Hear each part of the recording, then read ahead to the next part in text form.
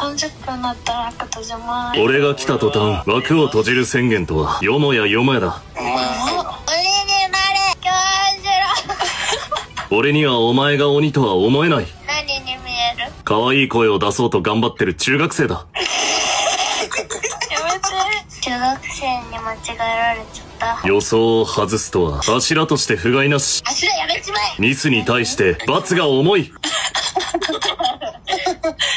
おばちゃんおばちゃん。何？マジで今日何時まで起きてる？わかんない。これがかの有名な、寝落ち通話への誘いか。珍しい現場を見れて、嬉しい。ギルのアイコンしてるけどできねえよ。アイコンにしたからといって、やる必要はない。あれだったらできるわ。呪術廻戦の。やる必要はない。